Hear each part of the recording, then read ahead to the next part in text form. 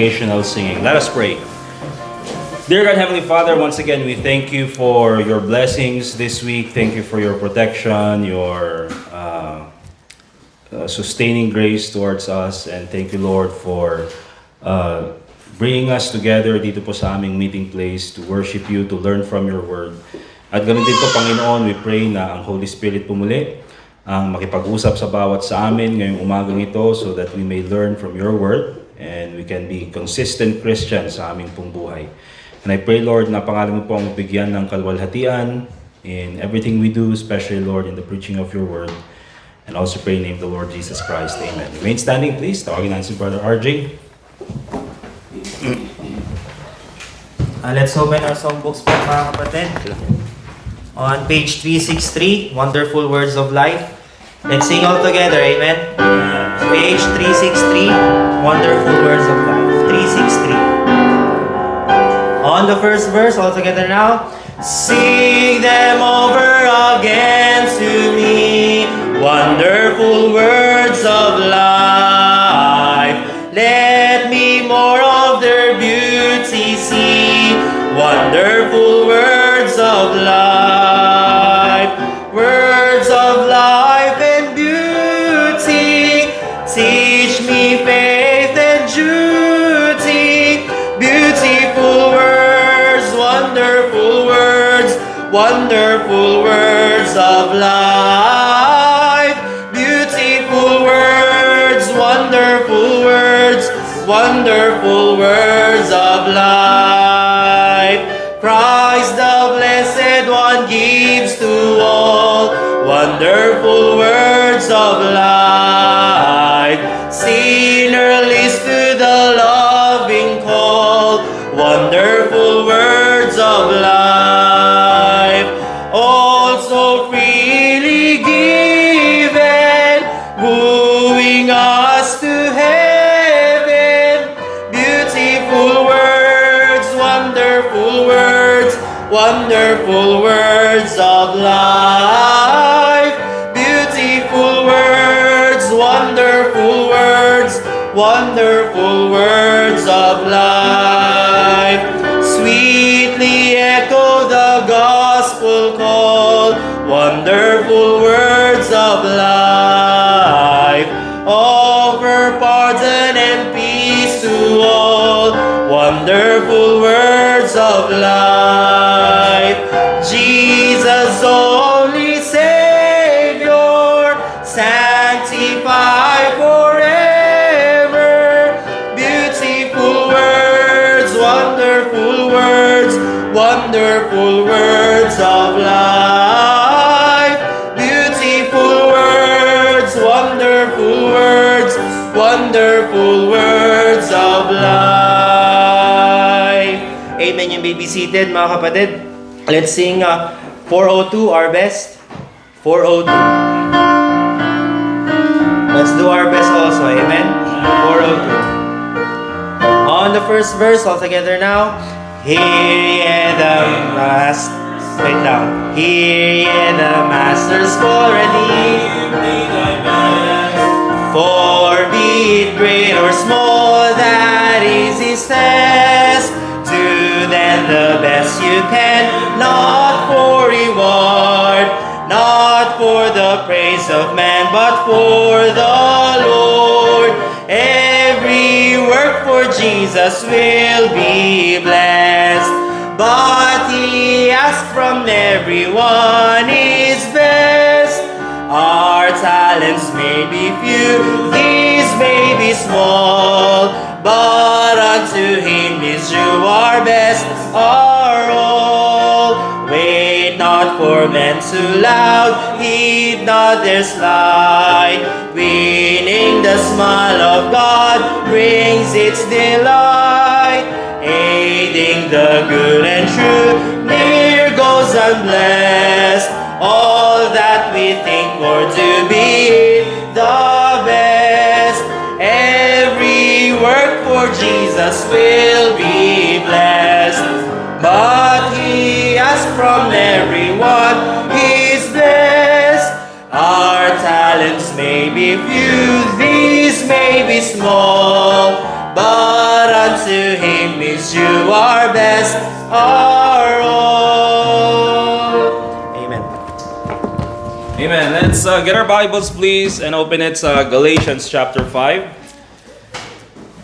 We'll open our Bibles dun po sa book of Galatians. And doon po tayo sa may chapter 5 ba?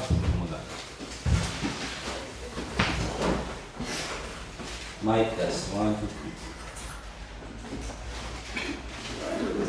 3. Mic test. Alright, Galatians chapter 5. Asan na yun?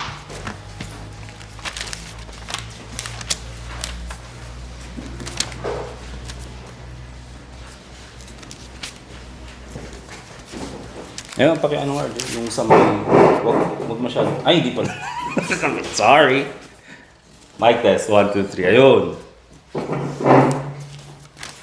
Alright, and let me read mga kapatid from verse 1 hanggang verse 26. Sabi ng Bible, "Stand fast therefore in the liberty wherewith Christ hath made us free, and be not entangled again with the yoke of bondage. Behold, I Paul say unto you, that if ye be circumcised, Christ shall profit you nothing.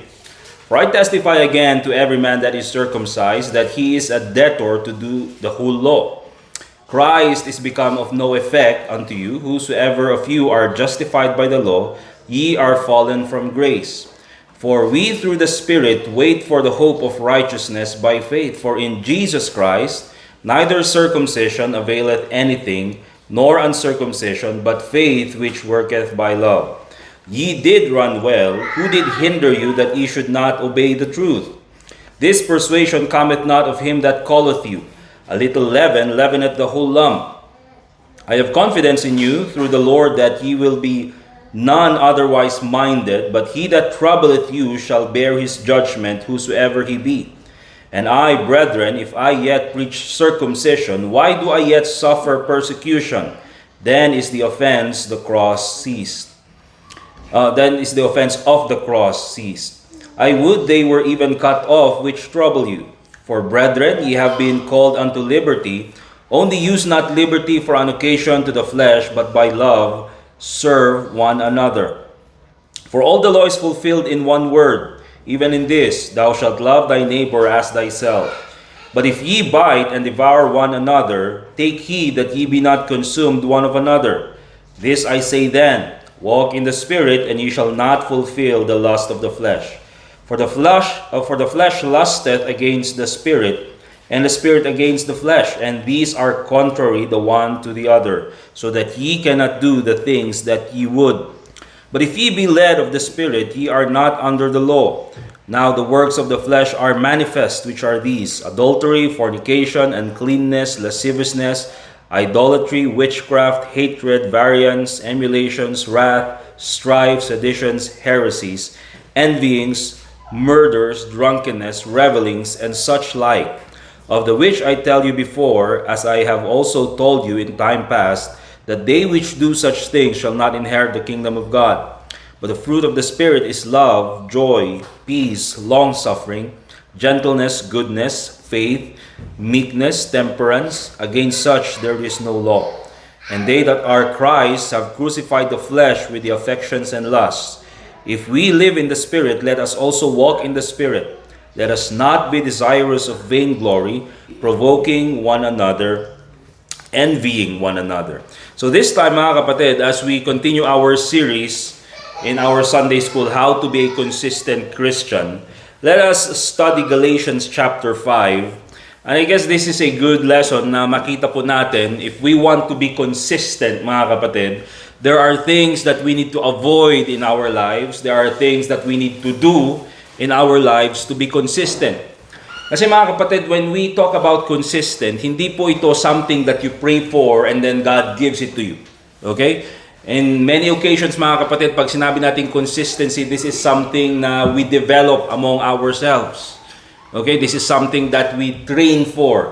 This is something na ginagawa natin. This is a decision that we need to do every day in our life.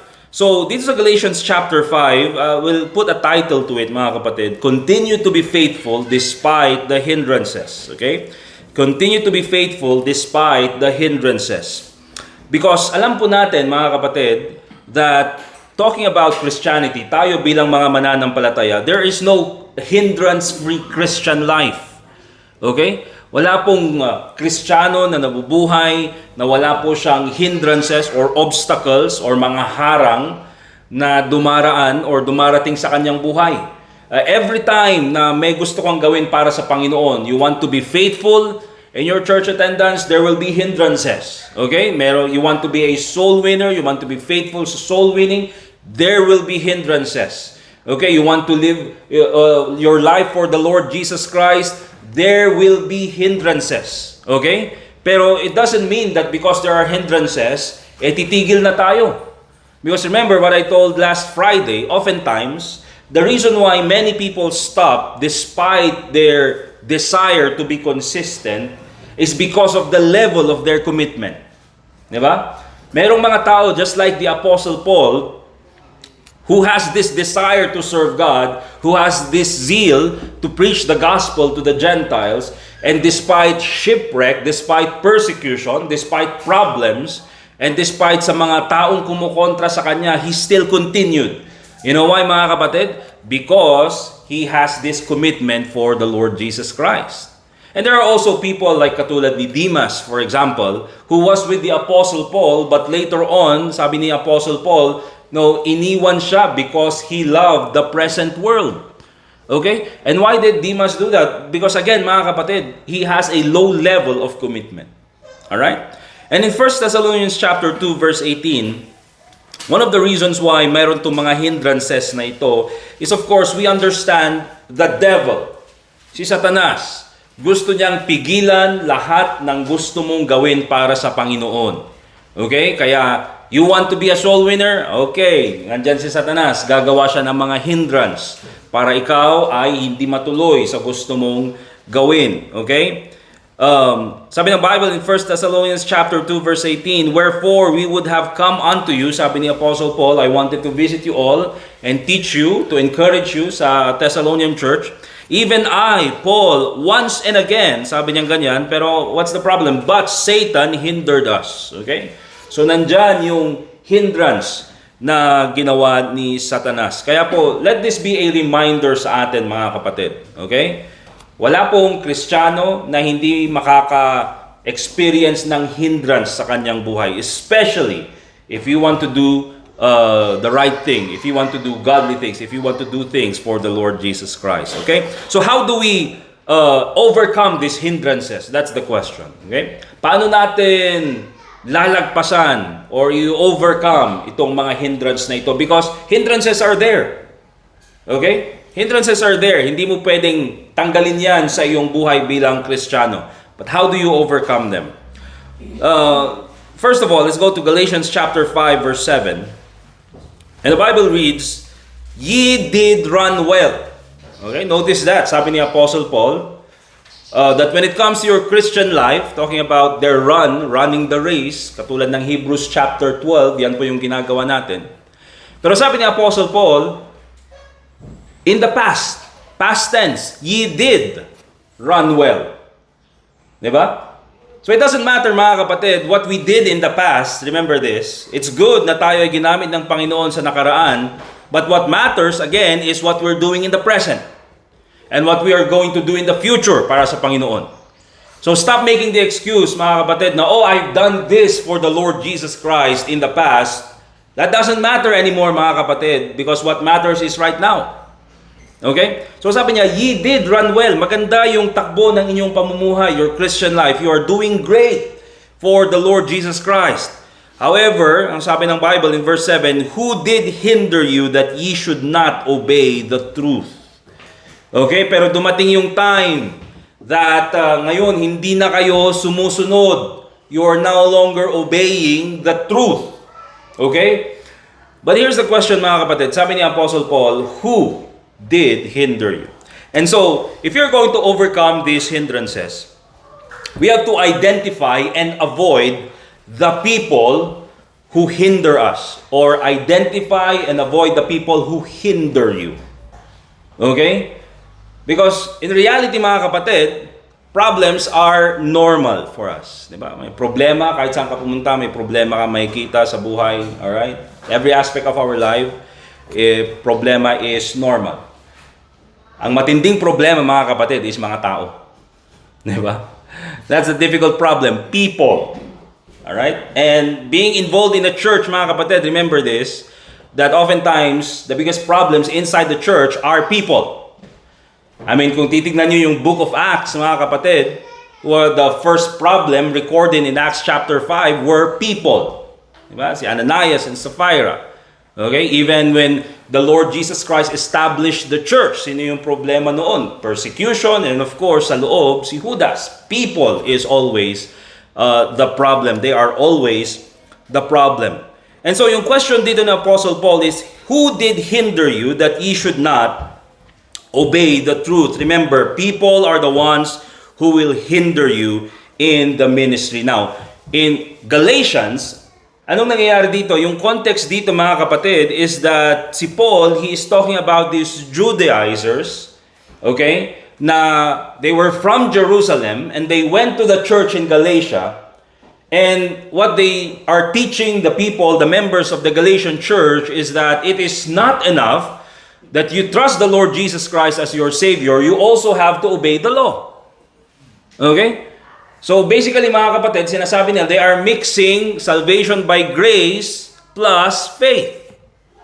Pinaghahalo nila yan. And Paul has talked extensively about this in the book of Romans. Okay? But also dito sa Galatian, sinasabi niyang ganyan, bakit anong nangyari at ngayon tumigil na kayo, and now you're no longer obeying the truth, what I've preached to you before. And sabi niya, sino ang nagturo sa inyo? Sino ang lumapit sa inyo at pinigilan kayo para tuparin yung utos ng Panginoon, to obey the truth? Okay? Because of this teaching, mga kapatid, they were discouraged. Okay? At siguro sa tingin nila, ay pambira, bakit kailangan palang magpa-circumcise? We have to convert doon sa ginagawa nilang law in the past. We have to do all of these things. I thought it was enough to trust the Lord Jesus Christ as Savior. Ngayon, hindi pala enough yun. Now, we have to do all of these things. Okay? And so, yan po yung nangyayari doon, mga kapatid. That's why we have to understand, mga kapatid, that we need to have the right doctrine, especially when it comes to salvation. So yan po yung sinasabi ni Apostle Paul. Notice in Galatians chapter 5, dyan sa verse 1, stand fast therefore in Christ, in the liberty wherewith Christ hath made us free. Okay, pinalayan na kayo ng Panginoon. Stand fast. Alright, God has already made you free. But what's happening is you're going back in the bondage of the law. Sabi niya ganyan, be not entangled again with the yoke of bondage. Because remember this, mga kapatid, the Old Testament, the Bible, the law, it is impossible for us to be saved. Bakit, mga kapatid? None of us can fulfill the law. None of us can do the 10 Commandments. Okay, so, ang nangyari dyan, mga kapatid, yung law na binigay ng Panginoon, it became a curse to us because it revealed the truth that we cannot be saved through works. There's nothing we can do to be saved. Alright? And so, nandyan si Jesus Christ, binigay niya yung kanyang buhay, He fulfilled the law, that's why He lived a perfect life. Alright? He died on the cross, and then sabi ng Bible, lahat ng kasalanan ng mundo, linagay sa Kanya, He paid for our sins, and then later on, siya ay nabuhay muli. At yan yung nagpapakita, mga kapatid, that through the Lord Jesus Christ, we now have freedom. Okay? Dahil siya na ang nag-fulfill ng law. So, sinasabi ni Apostle Paul, why would you go back? Pinalaya na nga kayo ng Panginoon, babalik pa kayo doon sa nakaraan wherein you were slaves. It doesn't make sense. Alright? And so sabi ni Apostle Paul in Galatians chapter 5 verse 9, a little leaven leaveneth the whole lump. Kaya nga po sinasabi natin, mga kapatid, that we should identify and avoid the people who hinder you. Okay? Because remember, mga kapatid, especially pagdating sa church, one false doctrine can spread very quickly inside the church. Alright? But also mga kapatid, not only avoid these people who are teaching false doctrines, but in a deeper or in a wider sense of application mga kapatid, also avoid people who are worldly. Diba? Because worldliness, mga kapatid, it also spreads quickly. You stay with a person who's worldly, later on magiging worldly ka na rin. Later on, you speak like him. Later on, you are listening to the music that they are listening to. Okay? Later on, you talk like them. So, avoid those people who are worldly. Bakit? Because instead na ikaw maging spiritual, bumabalik ka tuloy sa nakaraan. And also avoid people, mga kapatid, who are lazy. When it comes to, especially doon sa gawain ng Panginoon. And also mga kapatid, basically just avoid people who are negative. I mean, pag sinabi nating negative, you want to do something in your life, and sabi mo ganyan, I want to start this business. Gusto kong gawin ito so that I can do more for the Lord Jesus Christ. I want to start this business. And sasabihin nila, wag mo gawin yan. You can't do it. Hindi mo kayang gawin yan. Diba? Did you study this? Did you study that? Very negative. Okay? Yeah, I want to be a soul winner. I don't think you have what it takes. I don't think you can do it. Diba? I don't think you can't even speak in straight English. Diba? Hindi mo kayang gawin yan. You don't have the experience. Ano ka? So, that's the thing mga kapatid. You want to self-improve? Ang sabi na, wag mo nang gawin yan. You want to be healthy? Sabi mo ganyan. Wag mo nang gawin yan. Gusto mo magpapayat? Wag na, hindi mo na kailangan yan. Wala ka ng pag-asa. Don't mga kapatid. Alright? Don't stay with those negative people, because being with those negative people, those are the people who are hindering you to improve yourself. Okay? 1 Corinthians chapter 15 verse 33, be not deceived, evil communications corrupt good manners. Okay? Hindi po makakatulong yan. Now, let's go back to Galatians chapter 5 and notice this. Talking about these false teachers who went into Galatia, teaching them, mga kapatid, to obey the law, not only trust the Lord Jesus Christ. Okay? Basically, they're talking about circumcision. Diba? Na kailangan nilang, they need to convert also to Judaism while trusting the Lord Jesus Christ to be saved. Okay? And so, anong sabi ni Paul about these people? I would they were even cut off which trouble you. In verse 12. Diba? Mas maganda pa that they were cut off which trouble you. And basically, pag sinabi nating cut off, mga kapatid, and if you take a look at yung context in the Bible, when the Bible uses the words cut off, it basically means, mga kapatid, cut off from the land of the living. Ibig sabihin, they would rather die. Okay? Bakit? Kasi nakakapigil yung mga tao na yan sa inyo. These are false preachers who came into your church and now teaching a false doctrine, preaching a false gospel, and because of that, nagkakagulo tuloy, now you're not obeying the truth. And sabi ni Apostle Paul, I would that rather, sana mamatay na lang yung mga tao na yan. And this is consistent with the Apostle Paul nung sinabi niya in Galatians chapter 1, verse 8 and 9. Ngayon sabi namin, grabe naman si Apostle Paul, bakit ganyan siya magsalita? Just imagine mga kapatid, the Apostle Paul teaching these people the right doctrine, and suddenly a false preacher comes and teaches a false doctrine. How would the Apostle Paul think? And this is not talking about something temporary. This is talking about the souls of men. This is talking about something eternal. Kaya talagang galit si Apostle Paul. And I would feel the same thing, mga kapatid. For example, I'm teaching you biblical doctrine, and then biglang may pupunta dito at sasabi si Kristo ay tao lamang. Jesus Christ is not God. Of course, mga kapatid, magagalit din ako. Alright? Kaya sabi niya dun sa Galatians chapter 1 verse 8, but though we or an angel from heaven preach any other gospel unto you, that which we have preached unto you, sabi niya, let him be accursed.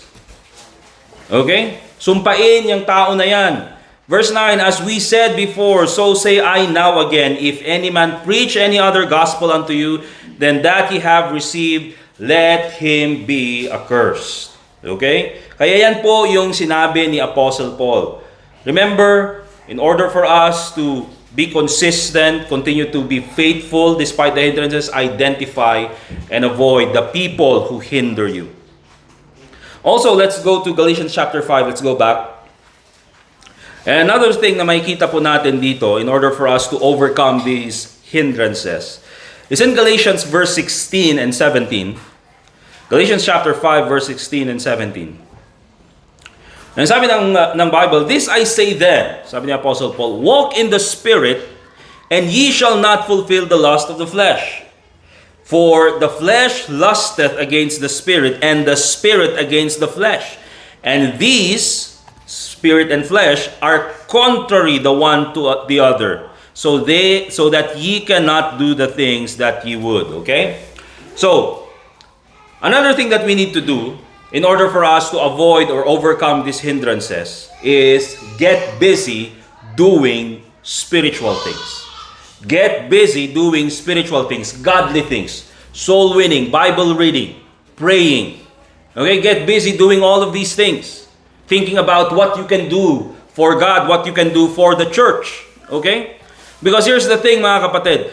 Isa po sa mga hindrance sa ating buhay bilang Kristiyano, one thing that hinders us is not only people, okay, but also ourselves, our flesh.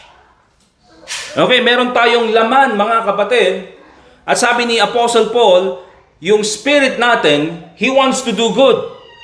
Okay? But yung flesh natin doesn't want to do anything, or even worse, wants to do bad. Because yan po yung flesh. Remember mga kapatid, kahit po sa pagpunta sa church every Sunday, meron pa rin yung between spirit and flesh. Alright? Minsan gigising ka ng Sunday, gusto kong magpahinga. The flesh wants to just rest. Diba?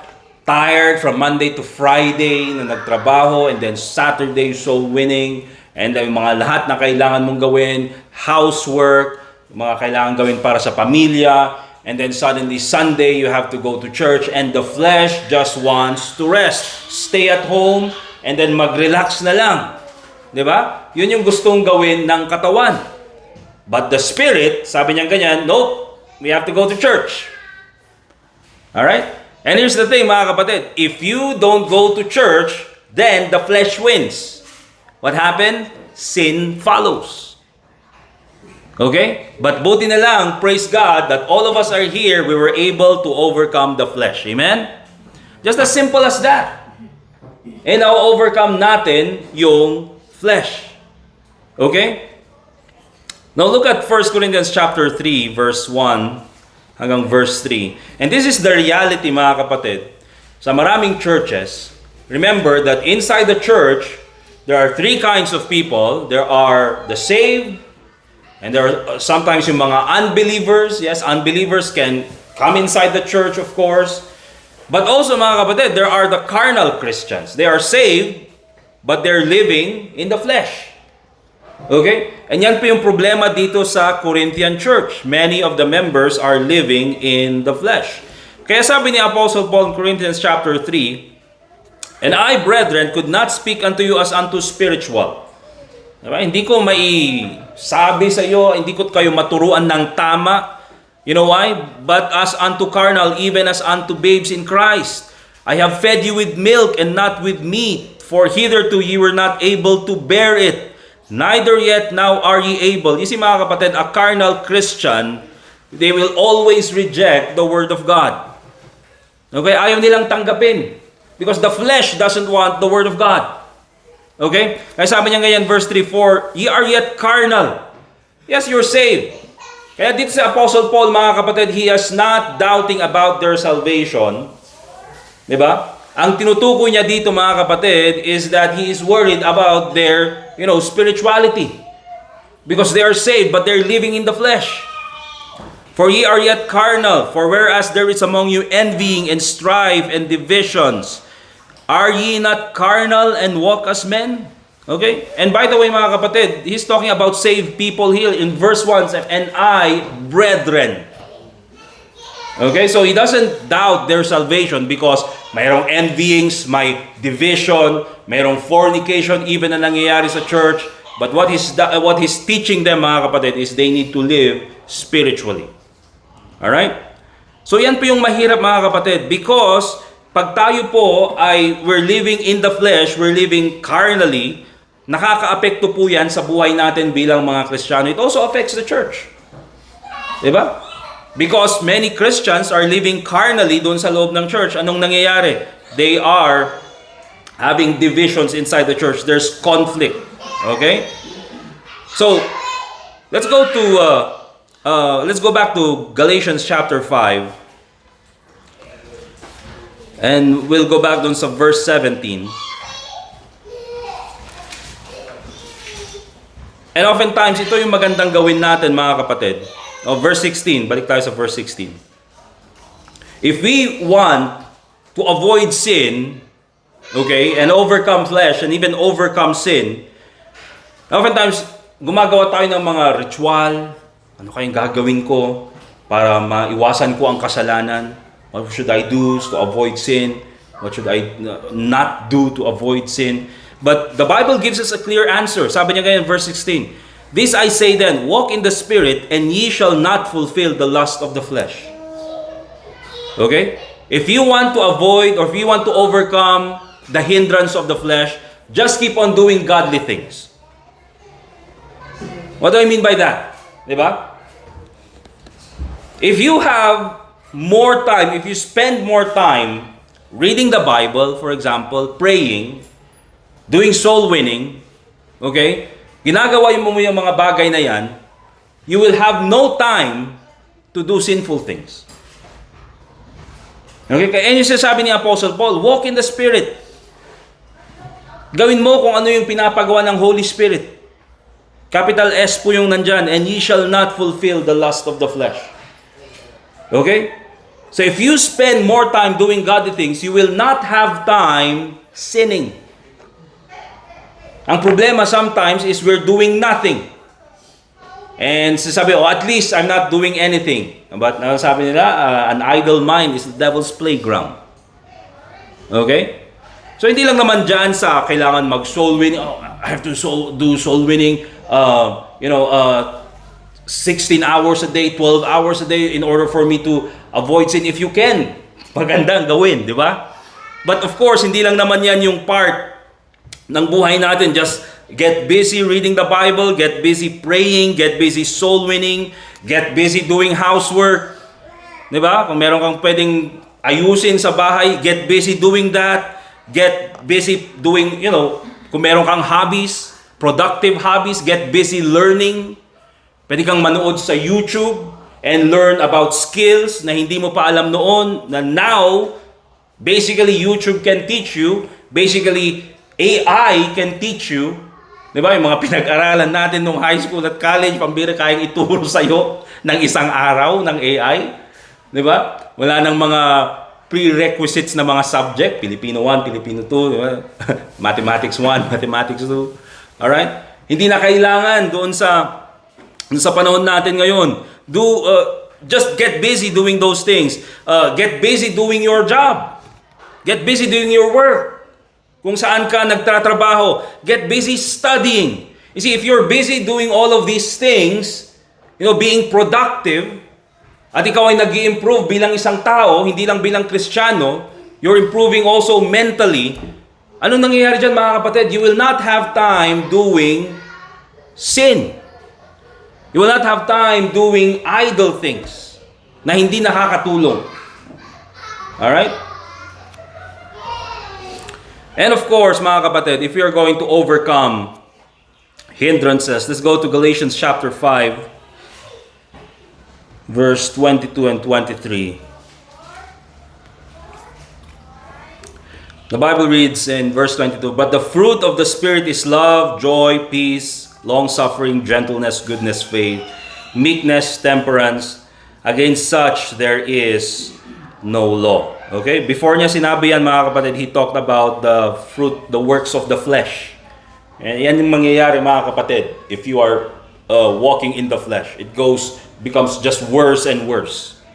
That's why it's better mga kapatid to be filled with the Holy Spirit.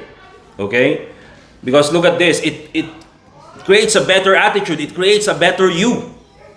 Okay? If you're filled with the Holy Spirit, you will have joy, you have love, of course, joy. And ito mga kapatid, napaganda, you will have peace. Okay, you will have long-suffering, gentleness, goodness, faith, meekness, temperance. These are the things that we need. In this, wicked, chaotic world, na lahat na lang pinag-usapan about politika, maleta, zaldiko, lahat mga kapatid. Diba? Compare it doon sa works of the flesh. What are the works of the flesh? Now, the works of the flesh are manifest, which are these: adultery, fornication, uncleanness, lasciviousness, idolatry, witchcraft, hatred, variance, emulations, wrath, strife, seditions, heresies, envyings, murders, drunkenness, revelings. It gets worse and worse, mga kapatid. If you keep on feeding the flesh, you will become worse. Kaya po walang masayang Kristiyano na nabubuhay sa kasalanan. You can live in sin if you are saved, but you will never be happy. You will just become worse and worse and worse and worse. Diba? Until such time na, God would have had enough and then He just calls you home. And then what do you leave? Those kinds of Christians, I've been to many funerals and it's difficult to preach in those kinds of funerals. But because what can you say about that person? Diba? He did run well. Okay? And so we have to be filled with the Spirit. Look at Ephesians chapter 5 verse 18. Okay? And makikita natin dito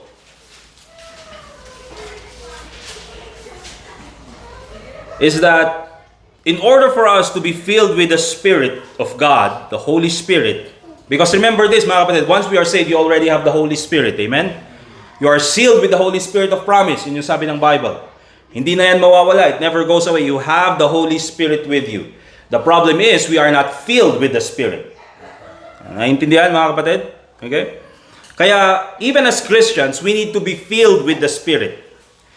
And not only do we pray na sana bigyan tayo, na tayo we are filled with the Spirit, but also, one of the things that we need to do in order for us to be filled with the Spirit is, you will see here, the comparison between, being filled with the Word of God and being filled with the Spirit.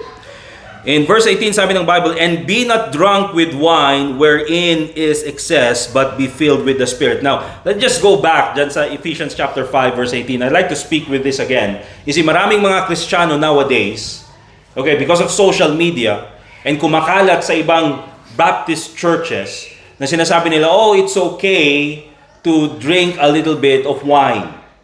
Okay? Because it's good for the health. And these are not coming, mga kapatid, from regular church members. These are coming from preachers. These are coming from pastors, Baptist pastors in the Philippines. Masabi nila, okay lang na uminom ng konting alak because it's for the health. Okay, we have so much scriptures, mga kapatid, dito sa Bible na may papakita natin that drinking wine, drinking liquor, drinking alcoholic drinks is sin. Okay, kasalanan sa harapan ng Diyos. It produces nothing but sin. Kaya sabi ng Bible, be not drunk with wine. It's okay to drink a little bit as long as you are not drunk. Remember this, mga kapatid. If you drink wine, even if it's a little bit, you're already drunk. Okay, nakainom ka na. Okay, nakainom ka na whether you like it or not. Alright? And so sabi niya ganyan, wherein is excess. Dahil dyan nagsisimula yung kalabisan. Kasi oftentimes sasabihin nila, wherein is excess. As long as you do not exceed the prescribed limit, drink moderately. Ano ka, advertisement ng San Miguel? Diba? Hindi po, mga kapatid. Pag sinabi ng Bible na wherein is excess, if you drink wine, that is where the things that you're not supposed to do, that is the time when you do them. When you're drunk with wine. Diba? Bakit there are so many, mga kapatid, driving accidents, especially sa panahon natin ngayon? Bakit? The driver is drunk. Nakainom. Okay? And dahil nakainom siya, when he's not drunk, he's a regular person, normal thinking, hindi siya mag-overtake because it's dangerous. Because a normal person knows that it's dangerous, but because he's drunk, ano sasabihin niya? Sige, okay lang. Bang! Diba? Nung normal person siya, hindi siya nakipag-away. When he's not drunk, di ba? He doesn't go out and look for fight or, start fights na kahit saan. But now, because he has drunk a little bit of wine, sabi niyo, kayak amin, uray sino. Di ba? Nung normal, hindi nakainom, tahimik lang. Hindi nagsasalita. Very quiet. Pero nung nakainom, what's up, man? English speaking na. Nakainom lang yun ng konti, ha? What's your name? Ugasam tanagan mo. Alright? And so yan po yung nangyayari. Kaya sabi niyang ganyan, be not drunk with wine wherein is excess, because that's the flesh. But here's the thing, but be filled with the Spirit. And how do you do that? Speaking to yourselves in psalms and hymns and spiritual songs, singing and making melody in your heart to the Lord. Okay? Kaya mas magandang kumanta ng mga Baptist hymnals. These are that's why we like these songs, mga kapatid. You know why? Because these songs are doctrinal. It teaches you something about the Bible. Diba? It teaches something about salvation. Wonderful words of life. Kinanta natin kanina. Diba? And hindi lang yan. Look at Colossians chapter 3 verse 16. Colossians chapter 3 and verse 16. The Bible reads, let the word of Christ dwell in you richly in all wisdom. And notice this. Teaching and admonishing one another in psalms and hymns and spiritual songs, singing with grace in your hearts to the Lord. Let the word of Christ dwell in you richly with all wisdom. Kaya pag sinabi natin being filled with the Spirit, it is similar with being filled with the Word of God. Okay? Kaya if you want to be filled with the Holy Spirit, not only do you sing songs, spiritual songs, pray for it, but also very important, we have to be filled with the Bible, with the Word of God. Read the Bible, listen to preachings online, yung alam mong nakakatulong sa inyo from like-minded preachers. Of course, wag kang makikinig ng makikinig ba ako ng John MacArthur? Don't. Hindi yan like-minded na preacher, okay? And also, mga kapatid, lastly, we'll end with this. Galatians chapter 5, verse 24 to 26. How are we going to overcome yung mga hindrances? Okay? Because nakita natin, the hindrances are people, the flesh, and it could also be self. Galatians chapter 5, verse 24 to 26. And they that are Christ's have crucified the flesh with the affections and lusts. And if we live in the Spirit, let us also walk in the Spirit. Let us not be desirous of vainglory, provoking one another, envying one another. If we are going to overcome these hindrances, we have to discipline. You discipline your mind and your body to be faithful. Tulad ng sabi ko, mga kapatid, when we want to be consistent, this is something that we choose every day. Okay? And it's something that we do every day. Alright? Because oftentimes, ang nakaka-hinder sa atin is also ourself. Okay? Kaya nga po tayo, remember mga kapatid, when nung first time na tayo na-save, or first time, may second time bang na-save tayo? Nung na-save tayo, nung unang part ng ating early life of our early Christian life natin, di ba? We have to discipline ourselves to go to church.